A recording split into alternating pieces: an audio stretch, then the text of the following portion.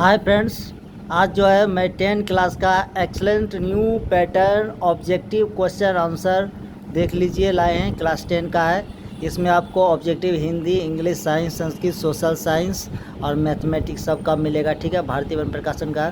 आज हम लोग इस बुक का ऑब्जेक्टिव पढ़ेंगे हिंदी लेसन 1। ठीक है, तो देखिए दोस्तों, ये हिंदी फर्स्ट लेसन निकल गया है, जिसमें लिखा है कि फर्स्ट लेसन श्रम विभाजन और जाति प्रथा। आप देख सकते हैं यहाँ पे लिखा हुआ है श्रम विभाजन और जाति प्रथा। इसका ऑब्जेक्टिव है इस चैप्टर का। हम लोग इसका ऑब्जेक्टिव देखेंगे, हम लोगों को याद भी हो जाएगा। ठीक है, तो पहला क्वेश्चन है, बाबा साहेब भीमराव अंबेडकर का जन्म किस राज्य में हुआ। ठीक है, ये 4 ऑप्शन दिया है, इसमें से आंसर हमको देखना है। इसका आंसर होगा बी, मध्य प्रदेश।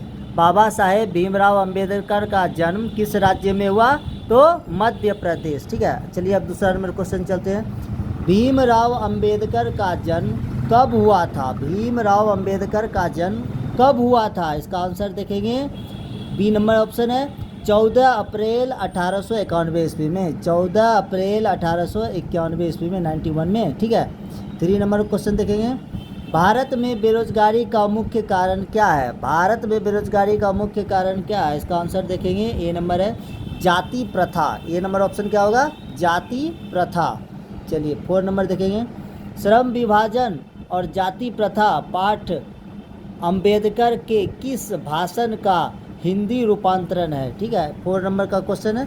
अब इसका आंसर हम लोग देखेंगे। इसका आंसर होगा आपका 4 का बी नंबर। तो बी नंबर ऑप्शन क्या लिखेंगे, पढ़ेंगे annihilation of caste. Annihilation of caste, annihilation of caste. ठीक है, चलिए अब 5 नंबर हम लोग देखेंगे। 5 नंबर क्वेश्चन देखिए, आधुनिक सभ्य समाज किसके लिए श्रम विभाजन की आवश्यक मानता है। किसके लिए आवश्यक मानता है, 5 नंबर क्वेश्चन में आंसर इसका देखते हैं। इसका आंसर होगा बी नंबर, कार्य कुशलता के लिए। कार्य कुशलता के लिए, कार्य कुशलता के लिए। चलिए 6 नंबर देखते हैं हम लोग क्वेश्चन। जाति प्रथा भारत में बेरोजगारी का एक प्रमुख एवं प्रत्यक्ष कारण बनी हुई है, क्योंकि तो इसका 6 नंबर का आंसर देखिए। 6 नंबर का आंसर हो जाएगा मेरा डी नंबर। 6 नंबर का आंसर क्या हो जाएगा, ये डी नंबर। डी नंबर बोल रहा उपर्युक्त सभी। उपर्युक्त सभी के लिए हमको क्या करना पड़ेगा, हमको याद करना पड़ेगा यहाँ से, ए नंबर से। एक इच्छित पेशा चुनने की अनुमति नहीं देती। 2 नंबर पैतृक, बी नंबर पैतृक पेशा चुनने को बाध्य करती है। ठीक है, और उसके बाद जो है हम लोगों को सी नंबर पढ़ेंगे, कार्य कुशलता से कोई मतलब नहीं है। ये डी मेरा उपयुक्त सभी, यही आंसर है। ठीक है ना, चलिए अब 7 नंबर हम लोग पढ़ते क्वेश्चन। 7 नंबर क्वेश्चन देखेंगे, भाईचारे का संबंध दूध और पानी के मिश्रण सा क्यों बताया गया है। 7 नंबर क्वेश्चन है, क्यों बताया गया। अब इसका आंसर 7 नंबर का देखिए। 1 नंबर का आंसर होगा ए, एक दूसरे के पूरक है। दूध और पानी क्या होते हैं, एक दूसरे के पूरक हैं। चलिए 8 नंबर देखिए, जाति प्रथा क्या निर्धारण करती है। 8 नंबर क्वेश्चन है ये, जाति प्रथा क्या निर्धारण करती है। आंसर होगा ए नंबर, पेशा। जाति प्रथा क्या निर्धारण करती है, पेशा। चलिए 9 नंबर क्वेश्चन देखते हैं हम लोग। 9 नंबर क्वेश्चन क्या कहता है, श्रम विभाजन निश्चित ही सभ्य समाज की डैश डैश है। श्रम विभाजन निश्चय ही सभ्य समाज की डैश डैश है। तो 9 नंबर का आंसर क्या होगा, डी नंबर, आवश्यकता। डी नंबर क्या होगा, आवश्यकता। चलिए 10 नंबर क्वेश्चन देखते हैं। किसने श्रम विभाजन के नाम पर श्रम को विभाजित कर दिया। किसने श्रम विभाजन के नाम पर श्रम को विभाजित कर दिया। तो 10 नंबर का होगा आंसर सी, सभ्य समाज ने। सभ्य समाज ने। चलिए 11 नंबर क्वेश्चन हम लोग देखते हैं। 11 नंबर क्वेश्चन जो है हम लोग देखेंगे। 11 नंबर ये रहा क्वेश्चन, लोकतंत्र मूलतः सामूहिक जीवनचर्या की एक रीति तथा समाज में सम्मिलित अनुभवों के आदान प्रदान का नाम है। यह किसकी उक्ति है। तो 11 नंबर का होगा answer B, Bhimrao Ambedkar. B number देखेंगे हम लोग, भीमराव अंबेडकर का आंसर है।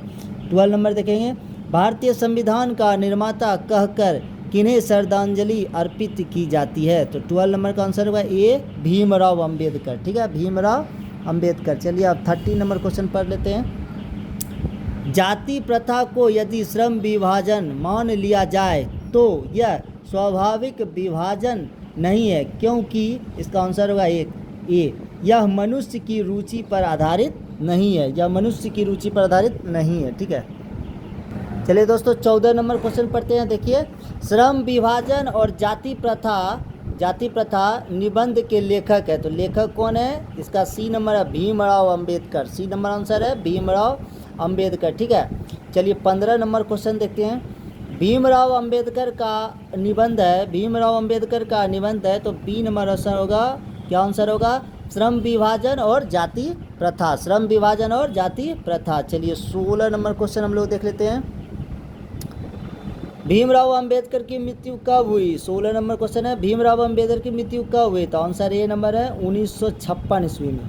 कब हुई मृत्यु? 1956 ईस्वी में। हम लोग सुनकर भी याद कर सकते हैं, ठीक है, और सुनने से जल्दी याद हो जाता है। चलिए 17 नंबर क्वेश्चन है, 17 नंबर।